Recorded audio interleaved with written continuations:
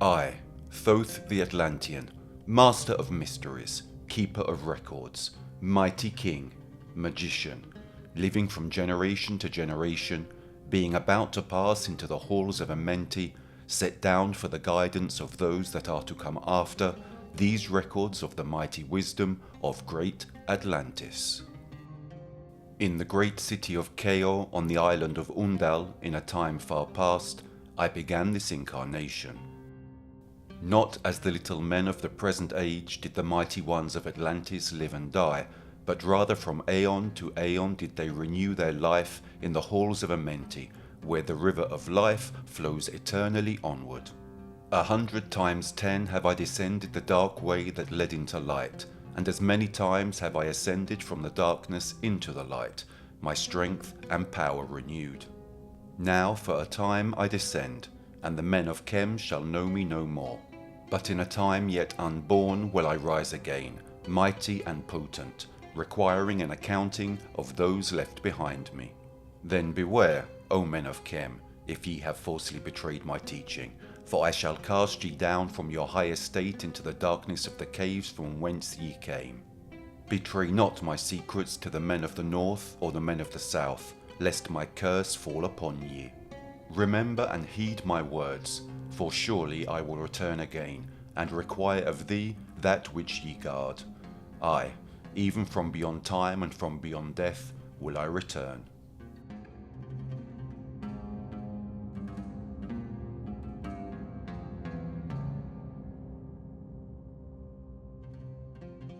Seen through alien eyes, humans may appear to be controversial, incomprehensible, lacking long-term memory. The ancestors of modern men fully understood that the fragile memory should be kept in something more resistant than the mind of the individual, or on simple pages. Immortality, reincarnation, infinity, concepts in stark contrast to the human dimension, were probably the thoughts that the ancient Egyptians addressed to the immensity of the celestial vault while gazing at it. These ancestors of ours observed space and nature for millennia, loving life and reality so much that they wanted to imprint the concepts on stone in a continuous metamorphosis of temples and stories. We are the memory, and the important things had to be remembered by everyone. But as strange as it is to imagine that the arid territories of Egypt in the past could have been flourishing and green spaces, it must be remembered that everything was originally submerged, first by ice and then by water. So the conformation of the Earth's surface must have been something very distant from that which we know now. We have traces of these hypotheses in our ancestral memory when we mention the city of Atlantis. Its origin, where it could be, or how the ancients managed to remember its existence is not clear. The legend of Atlantis comes to us thanks to the Greeks. We start talking about it in 360 BC through the dialogue of Timaeus and Critias, where Plato states, "There was an island situated in front of the straits which are by you called the Pillars of Heracles. The island was larger than Libya and Asia put together, and was the way to other islands, and from these you might pass to the whole of the opposite continent, which surrounded the true ocean. But afterwards there occurred violent earthquakes and floods, and in a single day and night of misfortune all your warlike men in a body sank into the earth, and the island of Atlantis in like manner disappeared in the depths of the sea." Following these events, everything changed. A long time later, the isolated lands limited by the flow of the tides were transformed into large territories, and when man found the glory of the Egyptian territory along his path, he stopped there, letting himself be subjugated by its natural strength. For over 5 millennia, a great civilization, seemingly connected to the kingdom of heaven, ruled on the banks of the great river Iteru, known today as the Nile.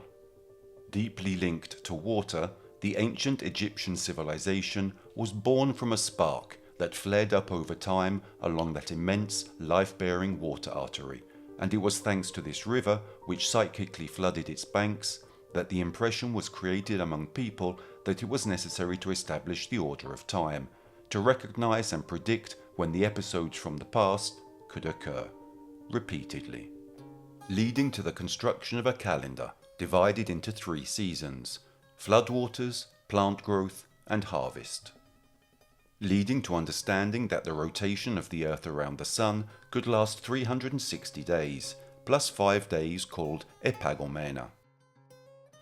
Of these 5 days, the Egyptians wrote a myth, which comes to us only through the story of Plutarch, a Greek philosopher who lived under the Roman Empire.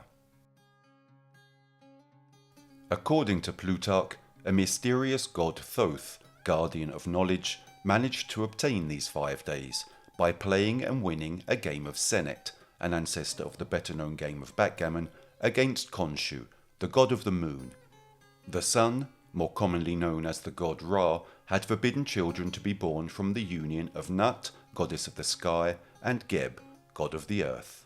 By adding these 5 days, however, Thoth would have given the goddess Nut the possibility of conceiving 5 deities: Osiris, the inventor of agriculture; Horus, symbol of protection and strength; Seth, god of storms and disorder and chaos; Isis, goddess of life; and Nephthys, goddess of the underworld and protector of mummies. Although to our eyes these figures seem only the characters of a mythical story for adults and children, often represented by majestic and at the same time terrifying beings, they were fundamental for the formation of new concepts and ideas. In fact, the gods synthetically enclosed unique signifiers with multiple meanings, becoming the binder of civilization.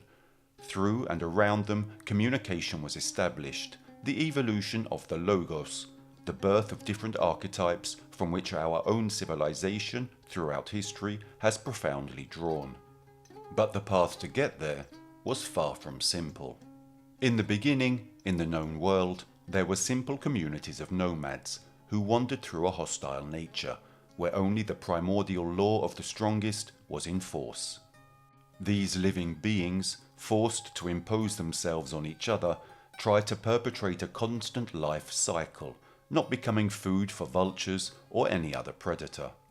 Nature remained hostile until it was understood how it worked, and that it was necessary to remain united in order not to disappear in the face of its strength. As well as natural mysteries, it was found necessary to remember, century after century, laws and rules.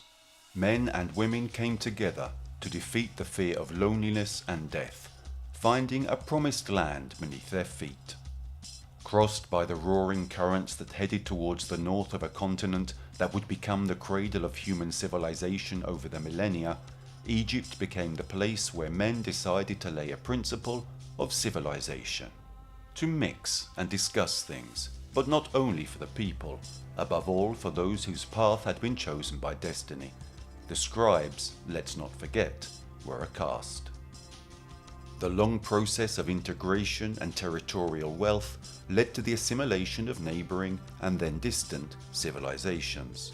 While the amber sands flowed incessantly within the hourglass of time, the small settlements became villages, the villages large cities, and later capitals of kingdoms were erected that through long struggles, civil wars, and political agreements transformed themselves, unifying into one unitary state under the dominance of the king pharaohs, giving rise to a society rich in knowledge, but above all in systems that were useful for controlling an empire. Too often, ancient Egypt is associated only with the pyramids of Giza. Too often we forget that in addition to these impressive monuments, which are only theoretically funereal, this territory, over time, has given us much more through its high level of development, knowledge, and the richness of the skills of its people. A population so ancient as to leave us only a hypothetical idea of its origins, given that the Egyptians are believed to have been aware of, and in some cases, the direct descendants of the children of Atlantis. And here the logos, the subtle link between thought and word, assumed a fundamental importance through the representation of sacred figures and a linguistic code.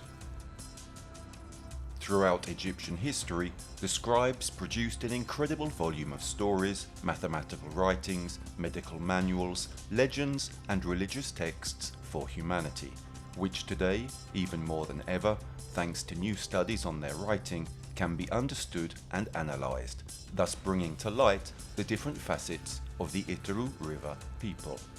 It took 300 years after the discovery of the Rosetta Stone to be able to translate these ancient finds. The text of the artifact contains a decree issued by the priests of Memphis informing of the suppression of certain types of taxes and the construction of temples and statues dedicated to the pharaoh Ptolemy V Epiphanes. It was originally written in 3 languages: Egyptian hieroglyphics, Demotic Egyptian, and Ancient Greek. This artifact, discovered in 1799 by Pierre-François Bouchard, captain in Napoleon Bonaparte's Egyptian campaign, is just one of the demonstrations of how advanced and skilled these people were in terms of communication. Writing became essential for the strengthening of the kingdom because, like any other majestic civilization of the past, the Egyptians also based their society and political structure on a pillar: religion.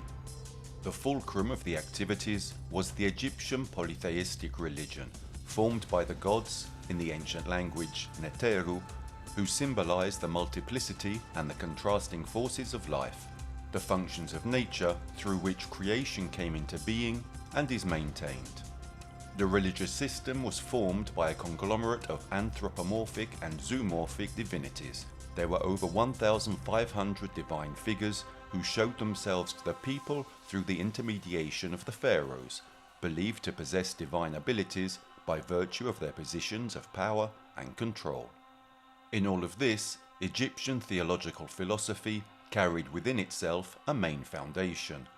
The gods had to be supported through rituals and offerings, so that they could maintain the Maat, or the order of the cosmos, and reject the Isfet, chaos, concepts that were also represented by respective divine figures.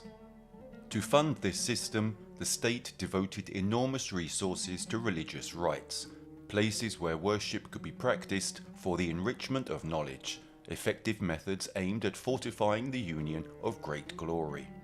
Glory that saw a repeated assimilation of nomadic cultures coming mainly from Mesopotamia, thus generating a continuous metamorphosis of the gods. Some of these sacred figures were a mix of territorial endemic divinities, as well as of more ancient and distant civilizations than the Egyptian one, and most likely it was for this reason that the gods created in Egypt had to favour the Maat and confine the Isfet. The ancient Egyptians knew very well that if the positive but also negative characteristics of the gods had been kept in mind, the people would have remembered the power of the divine, and consequently they would have been assimilated into society with more dexterity. The sacred of the past could not be cancelled, but rather reorganized to be perpetrated, understood, and loved also by those coming from other parts of the territory, so they could recognize the qualities of the gods of Egypt as if they were those of their land of origin. The fate of the ancient polytheistic religion, originating from the ancient territories of Mesopotamia and formed by gods with dual characteristics, more simply defined today with good and evil, had to continue its path, at least until the birth of the antithesis of the polytheistic religion, the birth of monotheistic Christianity derived from Jewish culture, where the concepts of good and evil were represented by distinct and simple figures, such as angels and demons, figures of a profound conceptual stereotype, a fraction of what surrounds and makes up the individual. A clear example of this assimilation is the figure of Ishtar, derived from the homologous goddess Inanna, whose name carries the meaning Lady of Heaven or Splendor, and also known by the name of Astarte by the Phoenicians and Canaanites. Inanna was the Sumerian goddess of fertility, beauty and love, understood as an erotic rather than conjugal figure, and was also assimilated to the Akkadian, then Babylonian and Assyrian goddess called Ishtar. Although these goddesses have different names, they have very similar characteristics to each other and were some of the most important Mesopotamian female deities. They, as well as all the Egyptian gods, represented both the positive and the negative, with a double facet: love and war, the cyclical regulation of a generous and also destructive nature, but also justice and agriculture. The dualistic nature of the gentle and murderous rain goddesses make them some of the most interesting figures in archaic mythology to this day. In Egypt, the figures of Ishtar, Inanna and Astarte, who appeared in the territory in totally different historical periods, were reintegrated into the Egyptian religion with the triad Isis, Sekhmet and Hathor, while later, in the course of more recent Jewish culture, influenced by the Canaanite peoples, also known as the peoples of Lebanon, Palestine and parts of Syria and Jordan, the figure of Astarte was totally eradicated, as it was considered abominable and in stark contrast to God. The numerous myths concerning Ishtar are often at odds with each other. In some tales, she is the daughter of Sin, god of the moon, and sister of Shamash, god of the sun, while in others she is described as the daughter of Anu, god of the sky. In each version, however, Ishtar is described as sister of Ereshkigal, lady of the great land, and her counterpart. She is, in short, one of the many figures that embody the creation of life. In all the stories, however, the association of the goddess with the planet Venus is maintained, which led her to have the title of Lady of the Resplendent Light. The iconography of the goddess is also associated with the eight-pointed star, a symbol also found in Catholic iconography related to the Virgin Mary. The symbol of the eight-pointed star evokes the fact that the planet Venus retraces the same phases in correspondence with an 80-year Earth cycle, something already widely known to Sumerian astronomers and astrologers. This is just one of the many demonstrations of how much the writings and sacred religious figures during the course of human memory may have been altered under the guise of time, and it is from here that another detail also emerges. Among the gods of Kem or ancient Egypt, there is one, the most revered, and depicted as a witness of the life of the pharaohs, which was never previously mentioned or described by other cultures.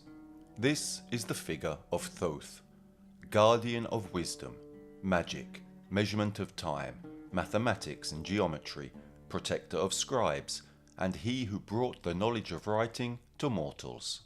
Thoth, zoomorphic entity, celestial god, who in art was often depicted with the head of an ibis, probably because the curve of its beak recalled the segment of the crescent moon of the Mesopotamian peoples, and which during its primordial evolution was also depicted as a baboon holding a crescent moon in its hands. The choice of these identifications was probably dictated by the behavior of these two animals, which appeared to the human eye as intelligent beings, methodical and shrewd observers.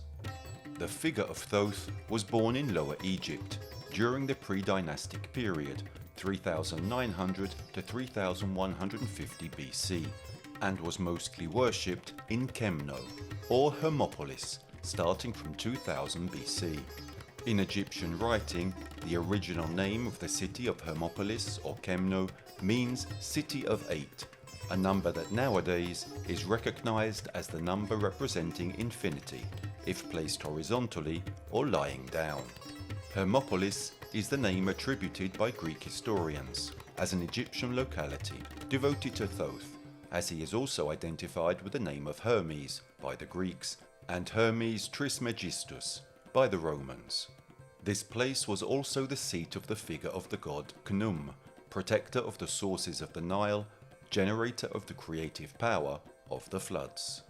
Hermopolis, capital of the 15th district of Upper Egypt, was built on the western bank of the Nile, in the heart of the Egyptian territory. It underwent great development in the pharaonic era and in the Hellenistic and Roman periods, until its destruction in the 5th century AD.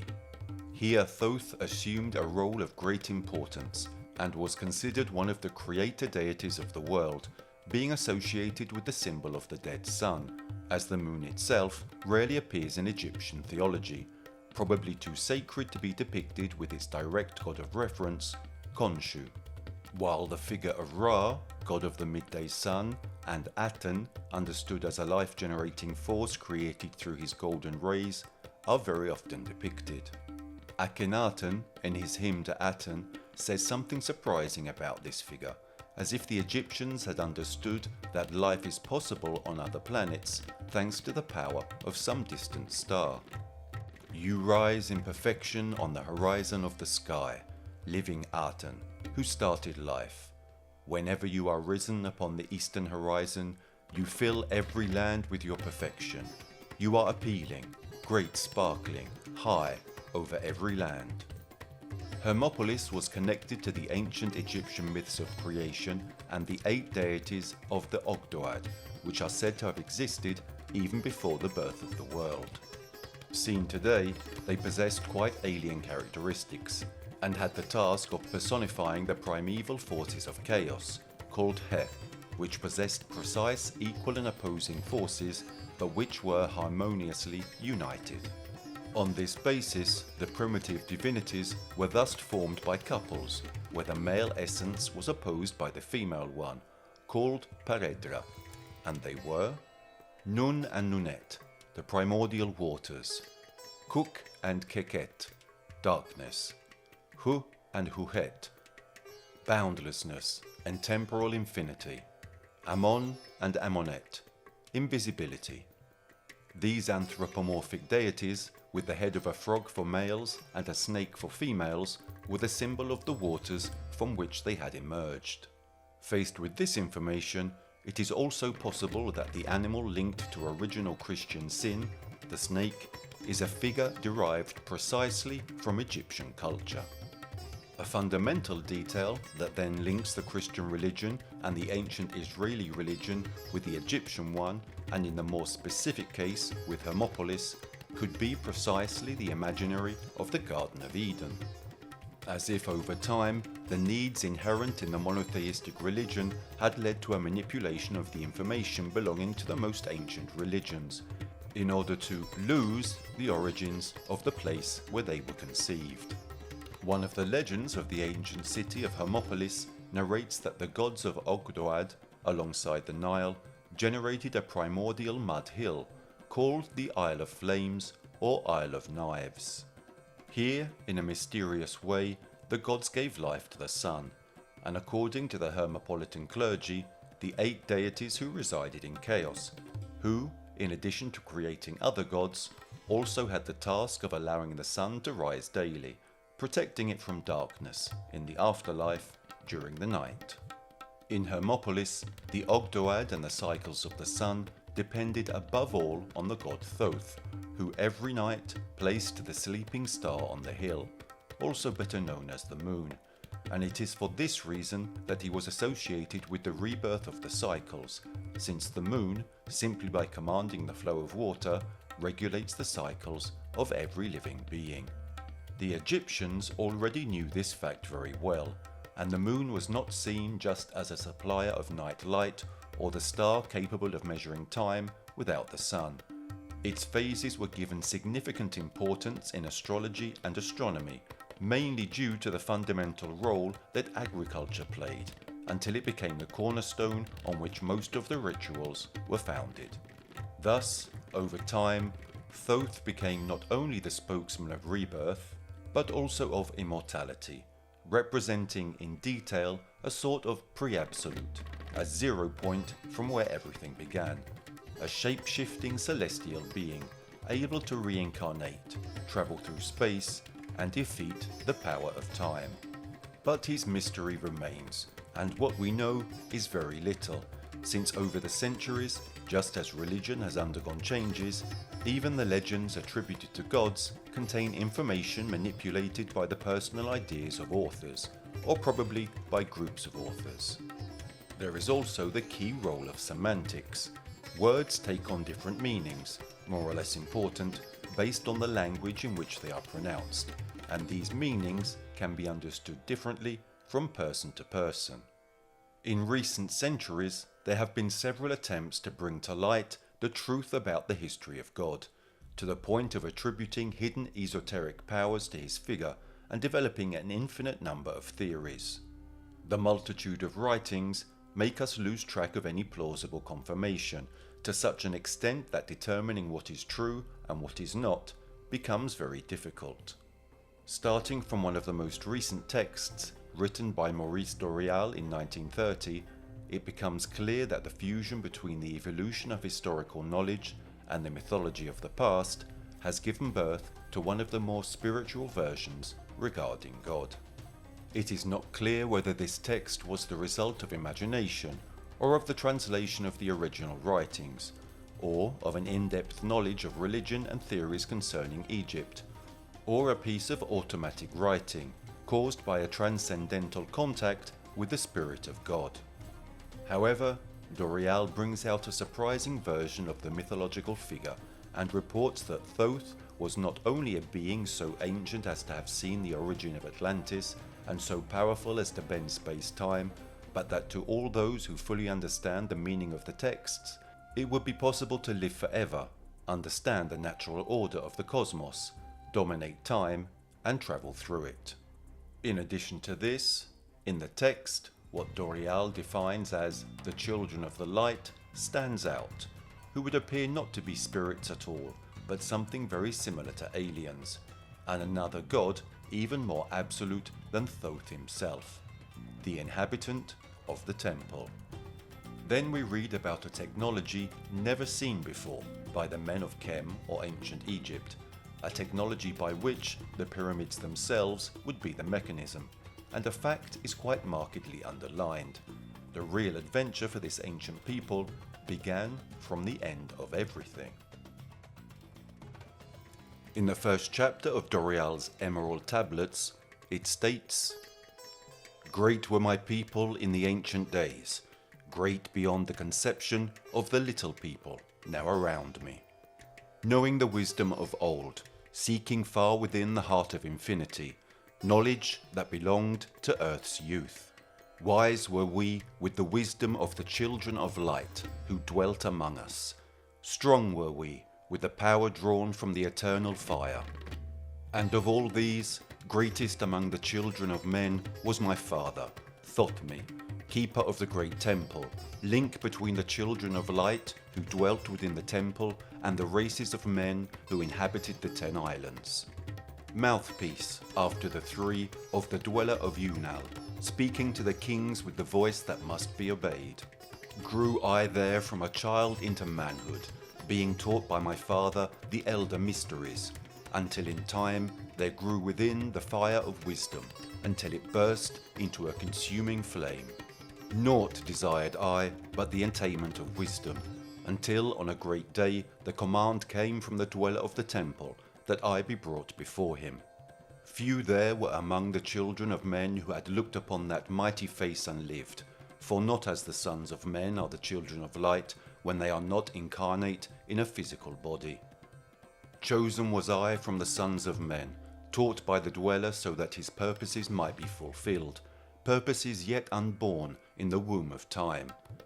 Long ages I dwelt in the temple, learning ever and yet ever more wisdom, until I, too, approached the light emitted from the great fire.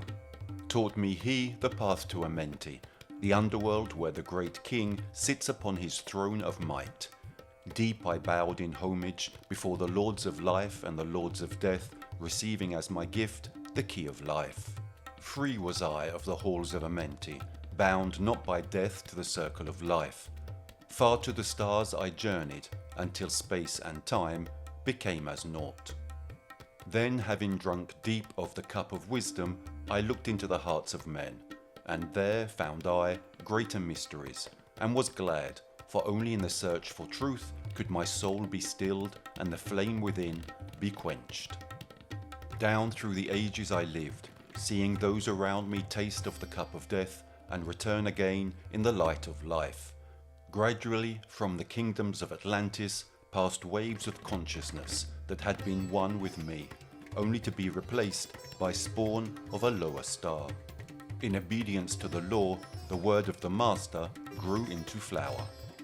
Downward into darkness turned the thoughts of the Atlanteans, until at last in his wrath arose from his Aguanthi, the dweller, speaking the word, calling the power. Deep in earth's heart, the sons of Amenti heard, and hearing, directed the changing of the flower of fire that burns eternally, changing and shifting, using the Logos, until that great fire changed its direction. Over the world then broke the great waters, drowning and sinking, changing earth's balance until only the Temple of Light was left standing on the great mountain on Undal, still rising out of the water. Some there were who were living, saved from the rush of the fountains. Called to me then the Master, saying, Gather ye together my people, take them by the arts ye have learned of far across the waters, until ye reach the land of the hairy barbarians, dwelling in the caves of the desert. Follow there the plan that ye know of. Gathered I then my people, and entered the great ship of the Master. Upward we rose into the morning. Dark beneath us lay the temple. Suddenly over it rose the waters, vanished from earth, until the time appointed was the great temple. Fast we fled towards the sun of the morning, until beneath us lay the land of the children of Chem. Raging, they came with cudgels and spears, lifted in anger, seeking to slay and utterly destroy the sons of Atlantis. Then raised I my staff, and directed a ray of vibration, striking them still in their tracks as fragments of stone of the mountain. Then spoke I to them in words calm and peaceful, telling them of the might of Atlantis, saying we were children of the sun and its messengers. Cowed I them by my display of magic science, until at my feet they grovelled when I released them. Long dwelt we in the land of Chem, long and yet long again, until obeying the commands of the Master, who while sleeping yet lives eternally, I sent from me the sons of Atlantis, sent them in many directions, that from the womb of time wisdom might rise again in her children. Long time I dwelt in the land of Chem, doing great works by the wisdom within me. Upward grew into the light of knowledge the children of Chem, watered by the rains of my wisdom. Blasted I then a path to Amenti, so that I might retain my powers, living from age to age a son of Atlantis, keeping the wisdom, preserving the records. Great grew the sons of Chem, conquering the people around them, growing slowly upwards in soul force. Now for a time I go from among them into the dark halls of Amenti, deep in the halls of the earth, before the lords of the powers, face to face once again with the dweller. Raised I high over the entrance a doorway, a gateway leading down to Amenti. Few there would be with courage to dare it, few past the portal to dark Amenti. Raised over the passage I, a mighty pyramid, using the power that overcomes earth force. Deep and yet deeper placed I a force house or chamber. From it carved I a circular passage, reaching almost to the great summit. There in the apex set I the crystal, sending the ray into the time-space, drawing the force from out of the ether, concentrating upon the gateway to Amenti. Other chambers I built and left vacant to all seeming, yet hidden within them are the keys to Amenti. He who in courage would dare the dark realms, let him be purified first by long fasting, lie in the sarcophagus of stone in my chamber, then to reveal I to him the great mysteries.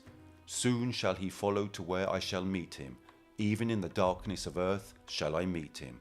I, Thoth, Lord of Wisdom, meet him and hold him and dwell with him always. Built I the great pyramid, patterned after the pyramid of earth force, burning eternally so that it too might remain through the ages. In it I built my knowledge of magic science, so that it might be here when again I return from Amenti.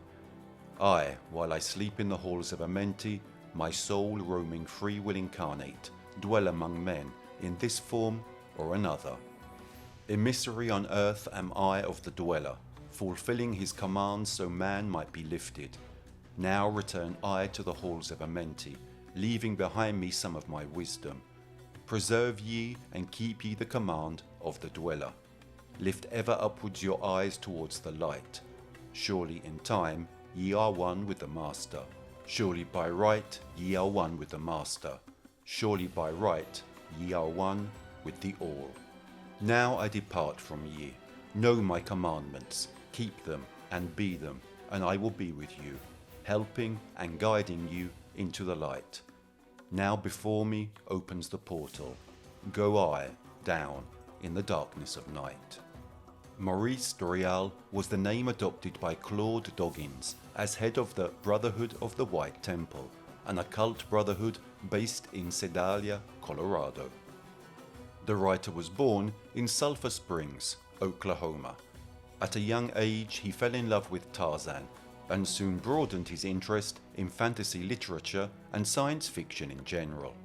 Since he was a child, his library counted thousands of titles on the subject, and subsequently his curiosity also extended towards the topics of occultism.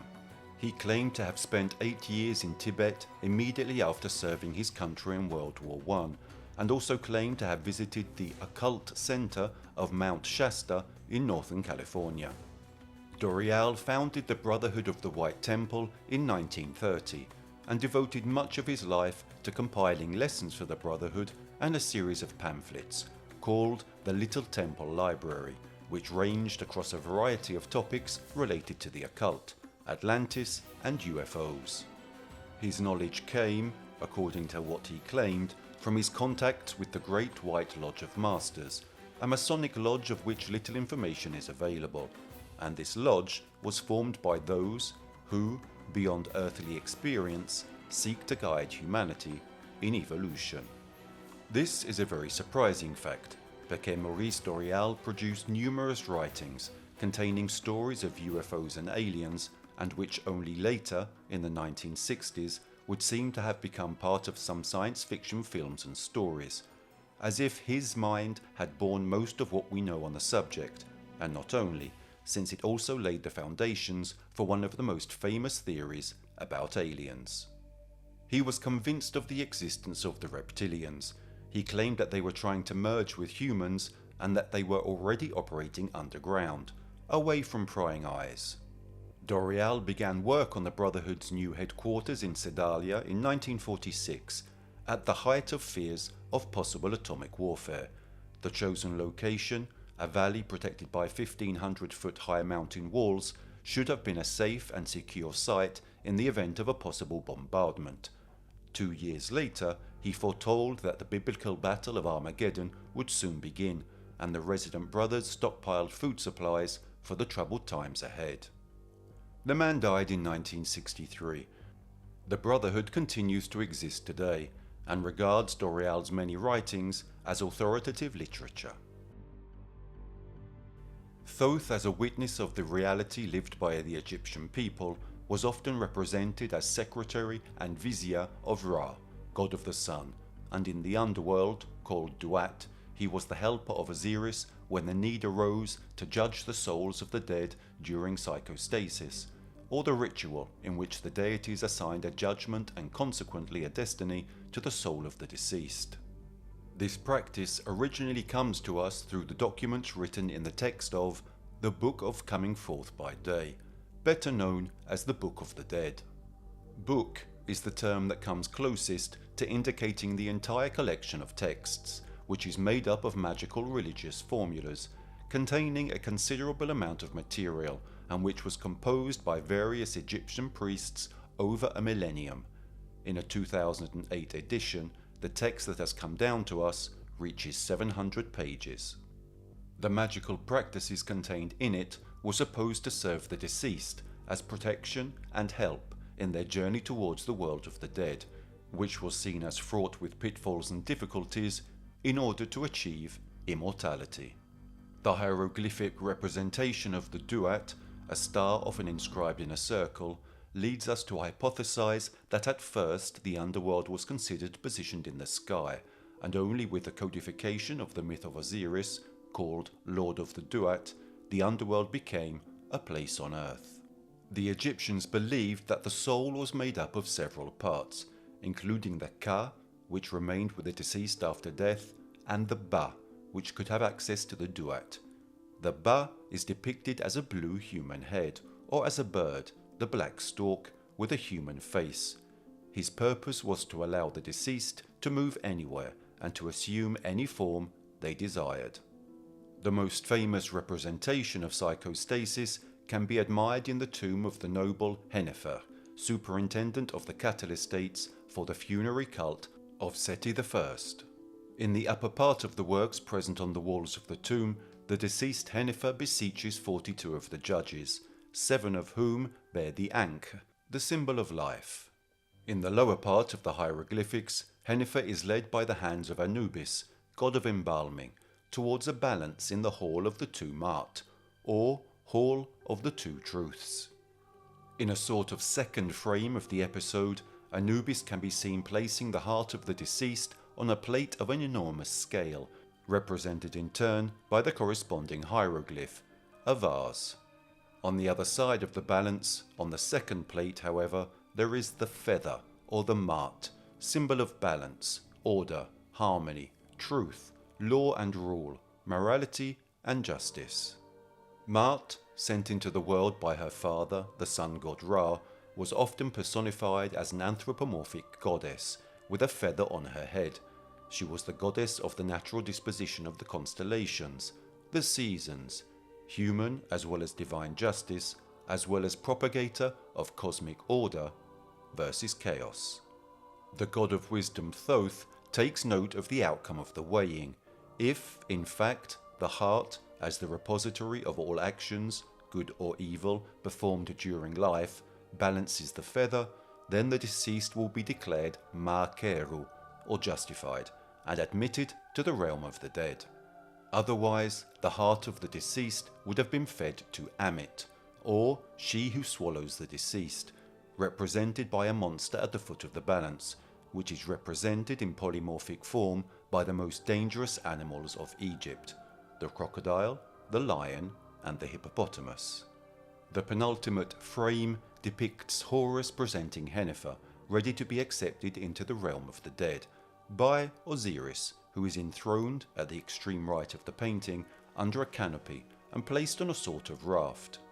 Under the raft are many wavy lines, representing water or the ocean of primordial waters, the Nun, from which the primordial mound emerges, and which personifies the Isle of Flames, from which, in turn, the Egyptian lotus will arise.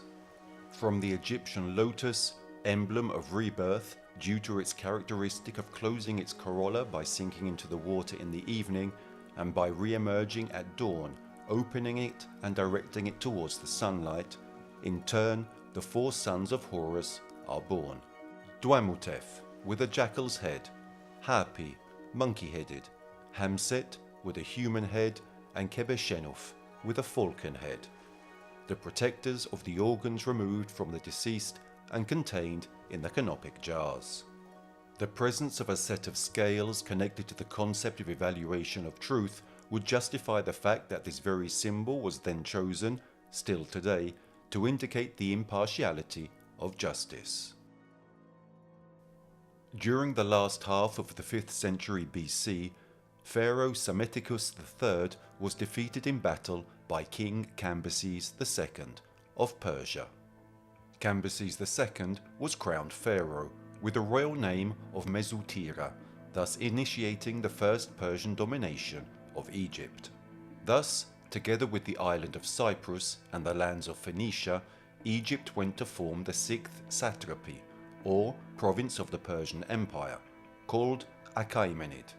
During the century of Persian domination, Egypt was catapulted into a new reality, which no longer positioned it as a center of power and independent state, but as a province of a geographically vast and militarily powerful empire, where, however, the figure of the pharaoh persisted, embodied this time by the Persian emperors. They no longer resided along the Nile or in the capital Memphis, but in the Persian cities of Babylonia, Pasargadae, Ecbatana, Susa, and Persepolis. In this long period, society changed by indulging and incorporating the Achaemenid culture. However, religion remained anchored to the ancient creeds, and thus the figure of the god Thoth was also preserved. The Persian domination then ended, with the arrival of a figure who will forever link his fame to that of Egypt, Alexander the Great. His brief stay in the land of the Nile will bring a series of transformations to the country, not least the affirmation of the Ptolemaic pharaonic dynasty of Macedonian origin, which settled in the city of Alexandria, founded by the conqueror himself. He set up Egypt in a complex reality. Alongside the pharaonic model, Hellenism was asserted, which would transform Alexandria into one of the major cultural centers of the Mediterranean. The Greeks were stunned by such a complex civilization, which demonstrated its level of development through art, architecture, and knowledge. Thus, a fascination was born in Greek thinkers, which over time led to the assimilation of some cultural and, in particular, religious aspects. Thus, Thoth became Hermes, also called Hermes Trismegistus. For the Greeks, Hermes was the son of Zeus and the Pleiad Maya. He was considered the divine messenger, as well as holding the positions of god of trade, travel, borders, thieves, eloquence, and athletic disciplines. And just like his Egyptian counterpart, he also acts as psychopomp, or he who escorts the souls of the deceased to Hades. The classic iconography of Hermes obviously differs from that of Thoth. He was represented with the appearance of a handsome young man, carrying a pouch, wearing winged sandals and hat, and carrying the messenger staff called caduceus, while his symbols were the rooster and the tortoise. Both Hermes and Thoth are at the service of a superior divinity. Hermes is the messenger of Zeus. Thoth is the scribe of Ra and Osiris. Hermes is god of speech, and Thoth is god of speech. Both are psychopomps, companions of the souls of the deceased to the underworld, the gods of writing and magic. Following such a process of assimilation between Greek and Egyptian divinities, which took place in the syncretistic atmosphere of the Roman Empire, Hermes Trismegistus became the god who revealed the truth and mediated between men and the gods. Hermes Trismegistus literally means Hermes the 3 times great, probably due to the Egyptian custom of iterating the adjective great before the name of the deities. Hermes was therefore precisely referred to as Trismegistus, the 3 times great. A set of initiatory and philosophical writings were attributed to Hermes Trismegistus, collected later also in the Byzantine era in the Corpus Hermeticum, part of which were also found among the codes of Nag Hammadi, named after the city in which they were found. The writings contained in the codes are mostly Christian Gnostic writings, but they also include 3 works belonging to the Corpus Hermeticum and a passage from Plato's Republic.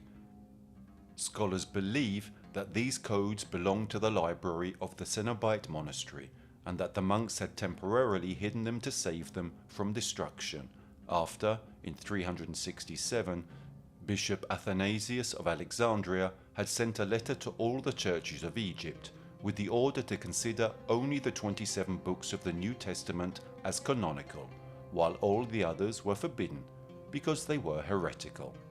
Collectively, Hermetic literature is a category of papyri containing spells and initiation procedures.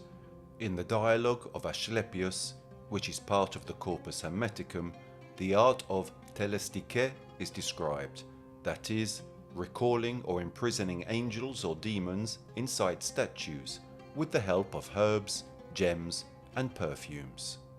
The methods for making these figures speak and prophesize are also described. In other papyri, there are formulas for constructing artifacts and animating them. Furthermore, Hermetic texts are usually divided into 2 categories: philosophical and technical. The text of the Corpus Hermeticum ends with the lament of Asclepius, which denounces the abandonment of the Egyptian religion, because its spiritual meaning has been lost, and reads as follows. Do you not know, Asclepius, that Egypt is an image of heaven, or, to speak more exactly, in Egypt all the operations of the powers which rule and work in heaven have been transferred to earth below? Nay, it should rather be said that the whole cosmos dwells in this our land as in its sanctuary. And yet, since it is fitting that wise men should have knowledge of all events before they come to pass, you must not be left in ignorance of this. There will come a time when it will be seen that in vain have the Egyptians honoured the deity with heartfelt piety and assiduous service, and all our holy worship will be found bootless and ineffectual. For the gods will return from earth to heaven. Egypt will be forsaken, and the land which was once the home of religion will be left desolate, bereft of the presence of its deities. O Egypt, Egypt, of thy religion nothing will remain but an empty tale, which thine own children in time to come will not believe. Nothing will be left but graven words, and only the stones will tell of thy piety. And in that day men will be weary of life, and they will cease to think the universe worthy of reverent wonder and of worship. And so religion, the greatest of all blessings, for there is nothing, nor has been, nor shall ever be, that can be deemed a greater boon, will be threatened with destruction. Men will think it a burden, and will come to scorn it. They will no longer love this world around us, this incomparable work of God, this glorious structure which He has built, this sum of good made up of things of many diverse forms, this instrument whereby the will of God operates in that which He has made, ungrudgingly favouring man's welfare, this combination and accumulation of all the manifold things that can call forth the veneration, praise, and love of the beholder. Darkness will be preferred to light, and death will be thought more profitable than life. No one will raise his eyes to heaven. The pious will be deemed insane, and the impious wise. The madman will be thought a brave man, and the wicked will be esteemed as good. As to the soul, and the belief that it is immortal by nature, or may hope to attain to immortality, as I have taught you, all this they will mock at, and will even persuade themselves that it is false. No word of reverence or piety, no utterance worthy of heaven and of the gods of heaven will be heard or believed. And so the gods will depart from mankind, a grievous thing, and only evil angels will remain, who will mingle with men and drive the poor wretches by main force into all manner of reckless crime, into wars and robberies and frauds and all things hostile to the nature of the soul. Then will the earth no longer stand unshaken, and the sea will bear no ships. Heaven will not support the stars in their orbits, nor will the stars pursue their constant course in heaven. All voices of the gods will of necessity be silenced and dumb. The fruits of the earth will rot, the soil will turn barren, and the very air will sicken in sullen stagnation. After this manner will old age come upon the world. Religion will be no more. All things will be disordered and awry. All good will disappear. But when all this has befallen, Asclepius, then the Master and Father, God, the first before all, the maker of that God who first came into being, will look on that which has come to pass, and will stay the disorder by the counterworking of his will, which is the good. He will call back to the right path those who have gone astray. He will cleanse the world from evil, now washing it away with water, floods, now burning it out with fiercest fire, or again expelling it by war and pestilence. And thus he will bring back his world to its former aspect, so that the cosmos will once more be deemed worthy of worship and wondering reverence, and God, the maker and restorer of the mighty fabric, will be adored by the men of that day with unceasing hymns of praise and blessing. Such is the new birth of the cosmos. It is a making again of all things good, a holy and awe-striking restoration of all nature, and it is wrought in the process of time by the eternal will of God. For God's will has no beginning, it is ever the same, and as it is now, even so it has ever been, without beginning, for it is the very being of God to purpose good. Hermetic writings remained a precious source of knowledge even during the period of Roman dominance in the Mediterranean. However, following the advent of Christianity and its conversion to the state religion desired by Emperor Constantine, the Hermetic Code was banned as it represented a work containing religious ideas of pagan origin. Following the fall of the Western Roman Empire, there was almost 1,000 years in which in Western Europe the traces of the code were apparently lost, while in Constantinople and in the Middle East there was still research on these sacred writings, which philosophers also called the Book of Thoth. It was only during the 15th century, when scholars and philosophers in Italy came into contact with ancient works from Constantinople, which had just fallen into the hands of the Ottomans, that an interest in ancient culture was kindled for the first time. Thus began the Renaissance. In 1453, during a trip to Macedonia via Constantinople, the Italian monk Leonardo da Pistoia discovered 14 original books, belonging to Michael Psellos, of a work dating back to the 11th century, written in Greek for Hermes Trismegisto, and entitled Hermetica, and later known as the Corpus Hermeticum. Returning to Florence, the monk Leonardo gave the Corpus Hermeticum to Cosimo de' Medici, who, no later than 1463, commissioned Marsilio Ficino to translate it from Greek into Latin. The Corpus Hermeticum subsequently represented the source of inspiration for Renaissance, Hermetic, and Neoplatonic thought. But the journey of these writings to reach us was arduous. Indeed, the work of the Corpus Hermeticum would in turn appear to derive from the Hermetica, a vast collection of works containing translations of a multitude of Middle Eastern and Latin texts, which can vary widely in content and scope, although they are usually divided into two main categories: the technical Hermetica and the religious philosophical one.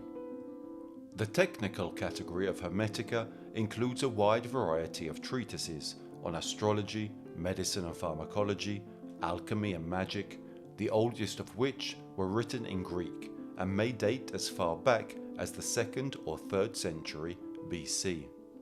Many of the writings belonging to this category were subsequently translated into Arabic and Latin, often extensively revised and expanded over the centuries. Others were originally written in Arabic, and in some cases the first original copy has been lost. The writings were also widely copied during the Middle Ages. Of these writings of the Hermetica, the Emerald Tablets is the best known. The text that became popular among 19th and 20th century occultists and esoterics gave rise to the expression, "as above, so below." Here too, the author is identified as Hermes Trismegistus, and like most of the other works attributed to him, it is very difficult to date precisely.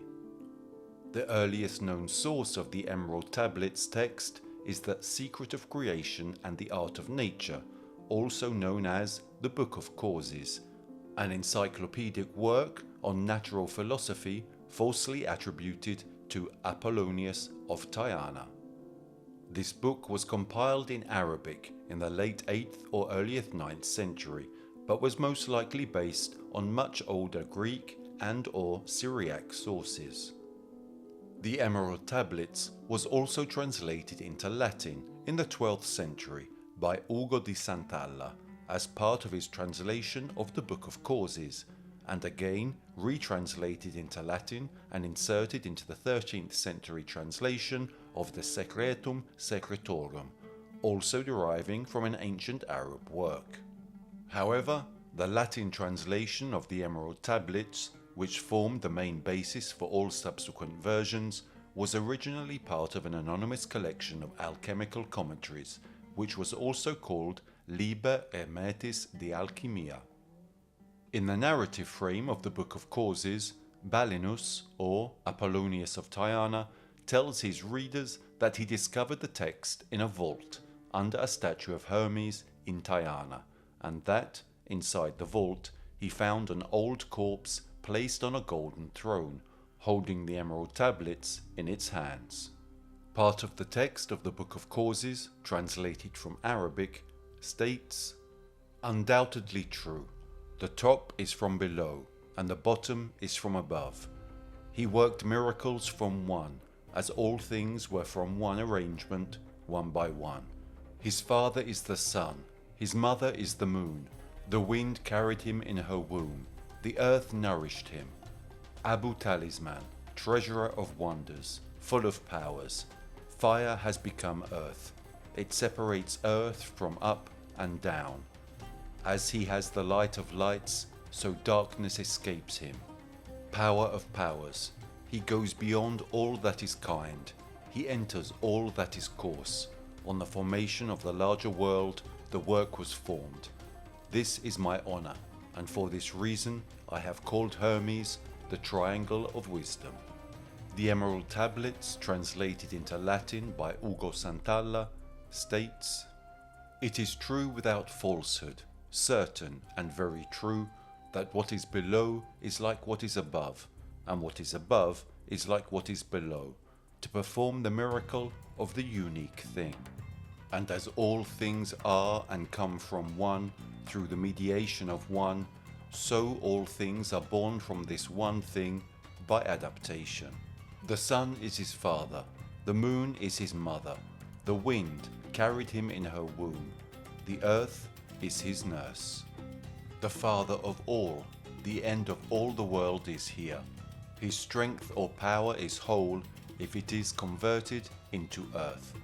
You will separate the earth from the fire, the thin from the thick, gently and with great ingenuity.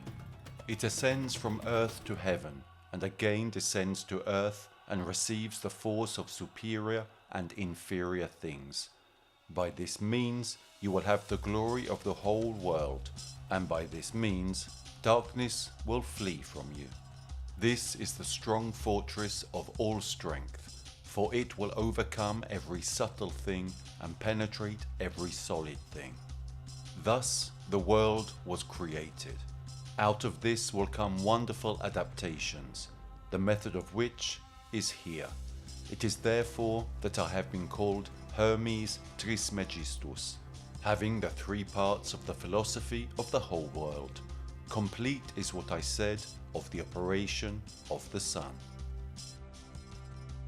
In the centuries to come, however, generated by the knowledge of the Hermetic code, the legend was created in esoteric circles concerning a series of much older books, which would preserve within their pages the entire knowledge of the world. They would have been written by the god Thoth himself.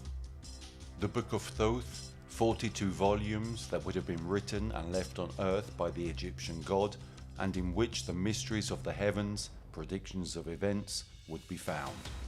These prophetic books are allegedly hidden in secret Egyptian libraries, and are now missing.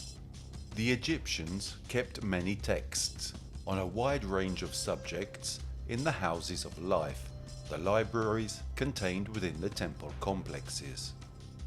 Since Thoth was a god of knowledge, many of these texts were believed to be his work. A famous Egyptian historian even claimed that Thoth wrote about 36,525 books during his lifetime. The father of the church, Clement of Alexandria, part of the homonymous group of ancient Christian theologians and writers who laid the intellectual and doctrinal foundations of Christianity from the 1st to the 8th century AD, in the 6th book of his work Stromata, mentions these 42 books, used by custodians of Egyptian temples, and which according to him would contain the entire Egyptian philosophy. All these books, according to Clement, were written by Hermes. However, looking at the translation from the Egyptian language and concepts up to Greek language and concepts, it would seem that part of the Egyptian authenticity was lost. The imagery of the mythical Book of Thoth is also part of an ancient Egyptian tale from the Ptolemaic period, known as Setne Kamwas and Nanifakapta, or Setne I. The book, written by Thoth, would contain 2 spells, one of which allows the reader to understand the language of animals, and one which allows the reader to perceive the gods themselves. According to the story, the book was originally hidden at the bottom of the Nile, near Koptos, where it was found locked inside a series of boxes guarded by snakes. The Egyptian prince Neferkapta fought the snakes and recovered the book, but as a punishment for stealing it, the gods killed his wife Atwere and son Merab. Neferkapta committed suicide and was buried along with the book. Generations later, the story's protagonist, Setne Kamwas, a character based on the historical prince Kayamwazet, the 4th son of Ramses I, stole the book from Neferkapta's tomb, despite the opposition of Neferkapta's ghost. Setne then meets a beautiful woman who seduces him into killing his own children and humiliating himself before the pharaoh. The prince later discovers that this episode was an illusion created by the spirit Neferkapta, and fearing further retaliation, returned the book to the grave. At the request of the wandering spirit, Setne also found the bodies of Neferkapta's wife and son, and burying them together with the body of the late prince, he sealed the tomb forever. This ancient story would reflect the Egyptian belief that the knowledge of the gods is not intended for human beings. The mysteries are immense like the secrets of heaven, and only time can remain their guardian. However, these ancient ancestors of ours probably knew much more than we can only imagine today. An example are the pyramids of Giza, the effective demonstration that these ancestors already knew pi, a fact also ascertained through the mathematical writing of the Rhind papyrus around 1700 BC. Or the Dendera lamps, bas-reliefs that were partially lost in the 70s and on which strange devices resembling ancient incandescent lamps or very powerful weapons were depicted. They were probably also connected to an artifact from another area, also stolen in 2003 during the invasion of Iraq. The Baghdad battery from Persia, dated 247 BC to 224 AD. An ancient vase in which a rudimentary battery was placed and sealed with what we nowadays call asphalt, a compound of bitumen and sand. Batteries that once, why not, could have very well been exploited, as well as for the study of the transmutation of base metals, that is, low cost, such as lead, into gold, but also as generators of low voltage electricity for the extraction of oxygen and hydrogen from water, that is, the process that since the 1800s we have called electrolysis. But if these ancestors built things like this, knowing their effects, how much of their knowledge could have been stolen? After all, religion is only one of the many nuances from which we have most likely drawn knowledge, and only a tiny fragment of the knowledge that the Neteru possessed. Alien gods.